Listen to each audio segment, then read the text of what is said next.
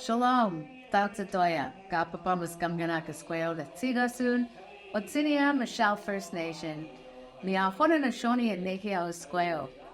Greetings, my friends. My name is Jodi Calahoo-Stonehouse, and I'm running to be the leader of the Alberta New Democrat Party and Alberta's next premier. My platform, of course, is rooted in water. Water is Alberta's most precious resource. Every single economic system that this province thrives on needs water. Whether it's irrigation for our crops so we can feed our cattle, or whether it's separating the bitumen through the SAGD process, we need water.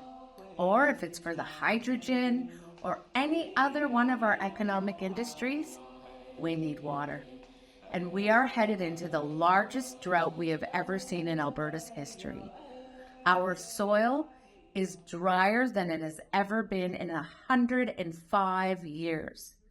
We had the warmest March ever recorded in history. Fundamentally, we must do things differently. Water allocation is the priority, ensuring that Albertans have access to drinking water and then our economic systems so we can move towards a net zero grid. And of course, we want to fix all of the systems in Alberta, our healthcare system, our education system, because we know they are broken. They're being held together literally with duct tape. As I've been taught by my leaders in my community, is that the economic horse pulls the social cart. And we want to socially thrive as Albertans. We want to make sure that every language, cultural group has the ability to thrive in this beautiful territory. You see, when my great-grandfather signed Treaty 6, Michelle, as long as the sun shines, the grass grows, and the rivers flow, we welcome newcomers to these lands, to our homelands. Whether you're Jewish, Muslim, First Nations, Christian, there is a place and space for every citizen in our territory. I'm Kathleen Ganley. I'm running to be leader of Alberta's NDP and the next premier of this province. I studied psychology, philosophy, and law. I worked for a union-side labor firm. And ultimately, when Rachel Notley asked me to run in 2015, I'm really glad I did. Our government didn't get everything right, but we protected healthcare and education in a record economic downturn, and we cut child poverty in half. One of the reasons I'm running is because I think that our ideas on the economy are better. I think that a focus on diversification and ensuring everyone has enough to meet their basic needs are how we grow the economy. I think for too long that we have let the right wing dominate this conversation with talk of giving more to the rich and not helping the economy. And I just think that the facts aren't there to support it. I also want to talk about how we build an incredible team that can govern this province. I think sort of modern politics of the cult of the leader are not the way to go. I think the way we took the NDP from 3 seats in Calgary to 14 in the last election was hundreds of volunteers working together and taking our message forward to the people of this province. So those are a few of the reasons why I'm running. I have a ton of policy up on my website, everything from cutting your costs and raising your wages to reforming the AER to a school nutrition program. Check us out at teamganley.ca. Women like me aren't supposed to run for office. I'm fat, I'm sassy, and I am really bad at pretending to be something that I'm not. I grew up in a small town and I saw firsthand how Conservatives harmed the school where my dad was the principal and my mom taught kindergarten. After I trained to be a teacher, Conservatives tried to close a bunch of schools in my community. So I ran for the school board. And I won against an incumbent trustee. And then I won again. I ran for the legislature against a Conservative cabinet minister. And I won again, and again, and again. I get the job, and I get the job done. And I work my f***ing ass off. Sorry, Mom. We built literally hundreds of schools. I built the Calgary Cancer Centre, and I worked to build our party right across this province. I am so proud of my record as school trustee, as chair of the Edmonton Public School Board, as Minister of Health, Deputy Premier, and deputy leader of our party, the Alberta NDP. Alberta needs our hard work and NDP values to meet the challenges we all face. Top of that list for me are health, climate, and housing. Whether you're a farmer, or an actor, or a welder, we all need healthcare we can rely on. We all need a home we can afford, and we need air that kids can breathe. Someone told me the other day that you can't talk about climate change in Alberta, and I say, if not now, then when? And if not us, then who? I'm Sarah Hoffman, and I'm running to be your leader and the next Premier of Alberta. Join me. We're going to do great things, and we're going to have a great time.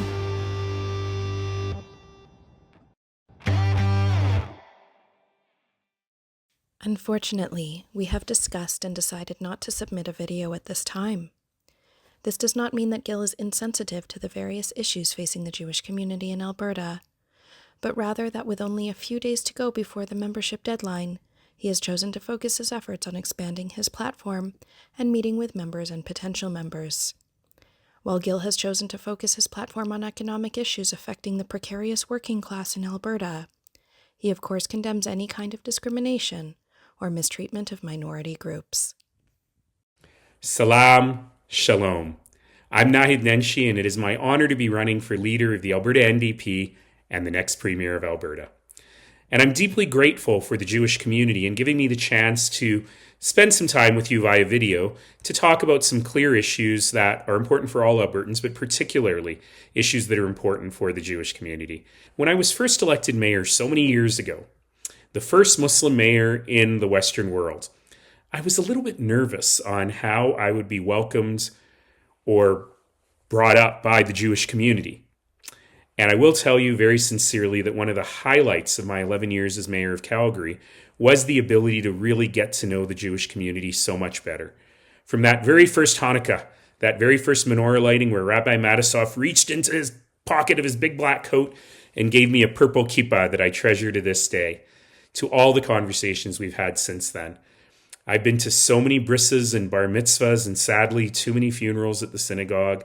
I've sat with Holocaust survivors. I've learned stories of how the Jewish community has been so instrumental in building this city and this province. And in fact, I even officiated a wedding under a huppah, an interfaith wedding, right after October 7th. And since October 7th, it's been my blessing and my honor to sit with so many members of the community, to talk with them, to pray with them, to share the incredible grief and trauma that we have seen since October 7th, on October 7th, and since then throughout our communities.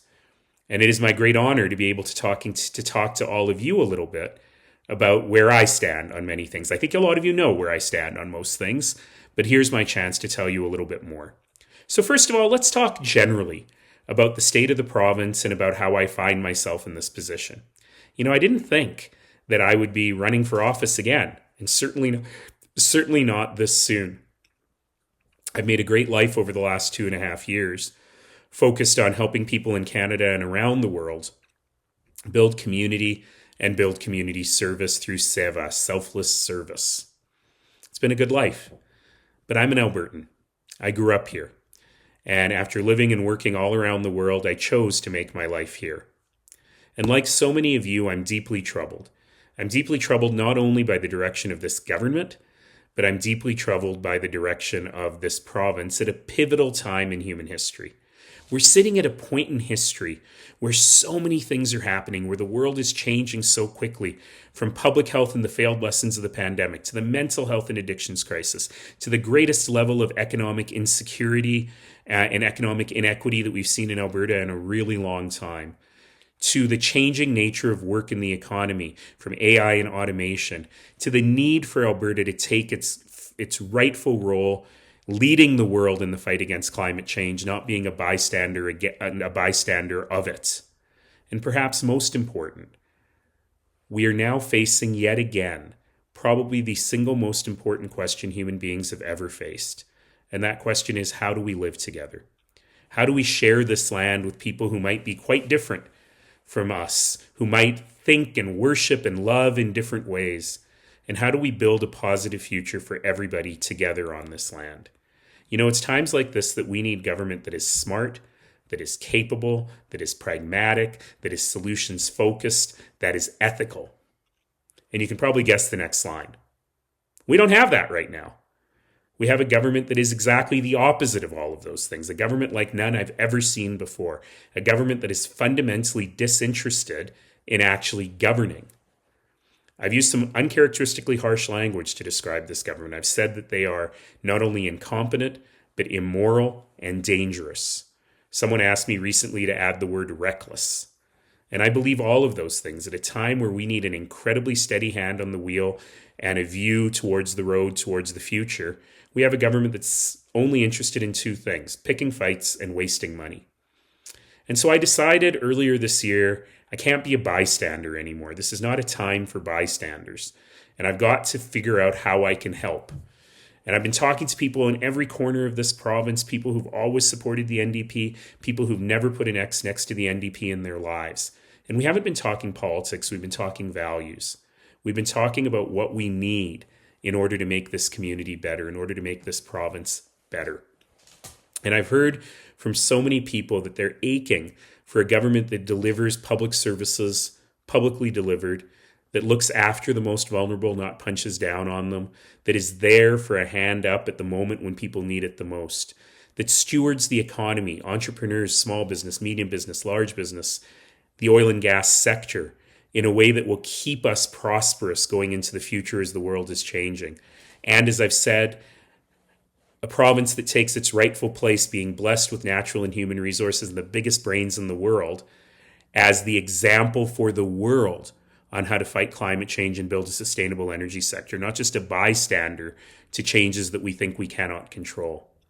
So enough people said to me, Naheed, look, you have a very limited set of skills. You're not very good at very many things. True. But what you are good at is bringing people together in common cause. And you got to jump back in again because, again, this is not a time for bystanders. So here I am, mixing a little orange with my purple. But what I've learned over the last several months is that today's Alberta NDP actually is where we as Albertans need to be. The values that this party holds are Albertan values. And so the purple, which, yes, looks good on me, that's why I wear it. Yes, it's a mix of liberal red and conservative blue, bringing people to what I call the muscular middle. But what it really is an invitation. It's an invitation to set aside our political affiliations and instead define ourselves by our common humanity. So adding a little bit of purple to the orange is, I think, where Alberta needs to go. And I hope that I can count on your support in doing this. The response has been overwhelming in the last month since I've launched. Albertans from every walk of life getting excited about politics again. And they're not excited about this handsome face. Not just about this handsome face. They're excited because they've been given the permission to dream big again. And as I often say, if you grow up under this big blue sky, you can't have small dreams. And finally, there's a current of optimism and hope and excitement about what we can build together as Albertans. And I'm thrilled to be the conduit for that.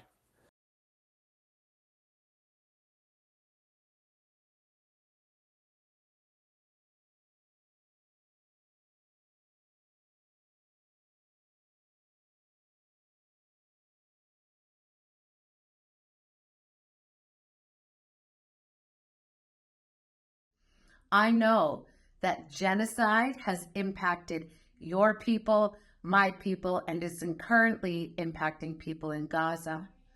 Genocide causes harm, intergenerational harm that takes decades to recover, as you know and I know. There is no place for anti-Semitism in our province. There is no place for racism or hate. And my role as a leader is to ensure that we're creating a culture of peace, of love, of respect, of tolerance. We don't all have to believe the same things.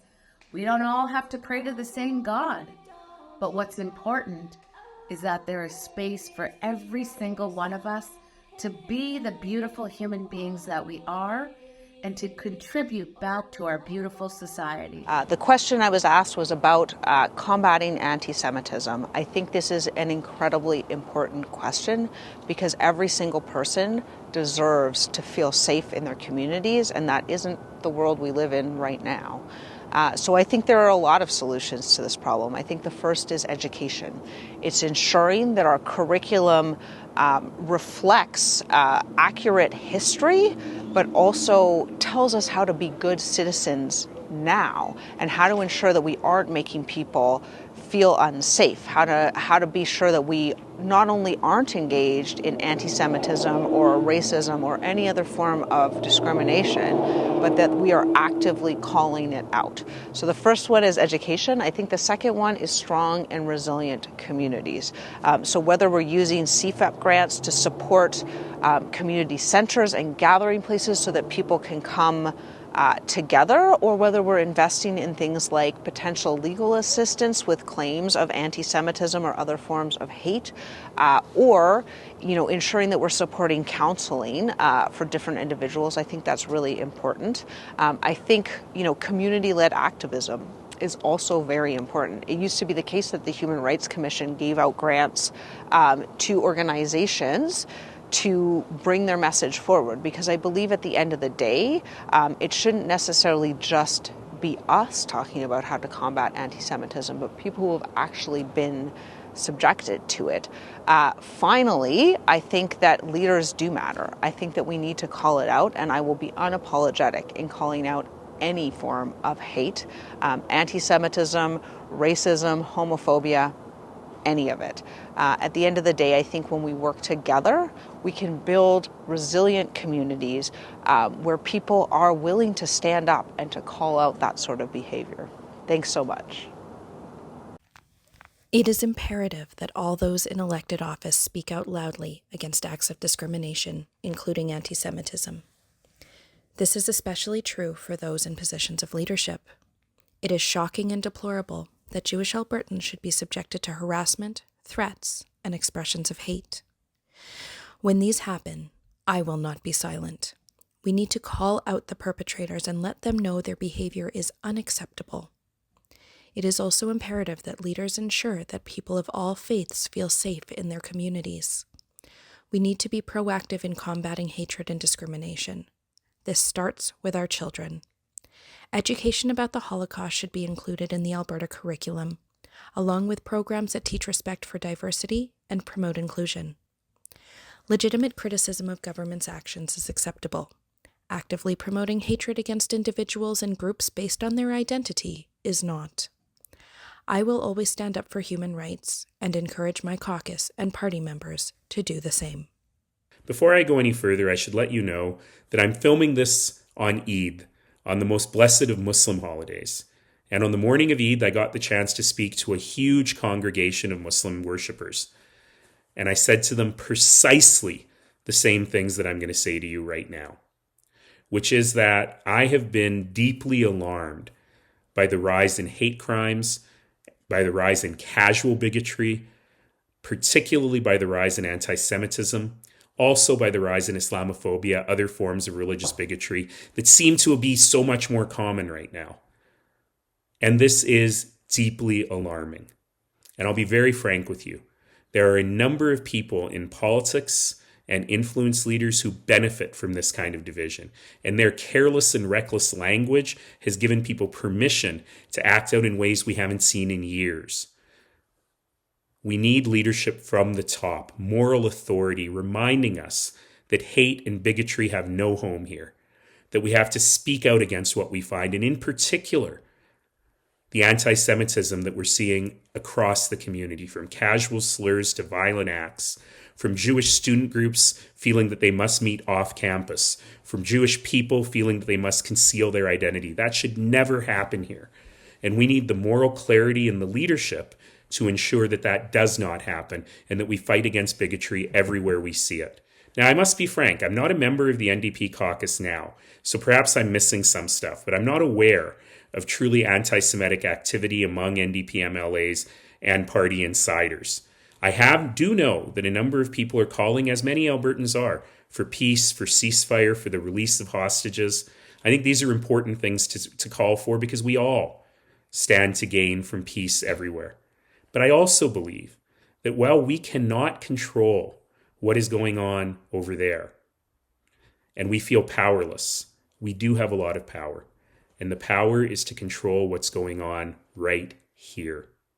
We have the ability to treat each other better. We have the ability to use Alberta as a paragon, a beacon of light for the world on how people of different faiths and different backgrounds can live together harmoniously in conjunction with their faith, but also as Canadians and as Albertans. And again, within my caucus, should I become leader, inshallah, and throughout the community, I will tell you there will be no place for anti-Semitism, there will be no place for hate, there will be no place for bigotry, because together we are stronger.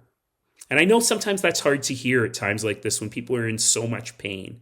But we have to appeal to that. We have to appeal to our rich tradition of interfaith dialogue and how we work together to make this place better. Because, over the last month, that sense that I've gotten from people, that sense of optimism, that sense that the ice of this long, cold political winter has cracked and the spring of hope is flowing again, is what we have to be able to capture. We have to be able to dream under this big sky of a better Alberta for every one of us. And you know what? My history shows we can do that. And your history and all of our history shows we are better when we work together. And we are going to do that, ensuring there is no place for hate in this province. So with that, thank you for listening. And let me say again in our common languages, Shalom, Salam. I wish you all peace.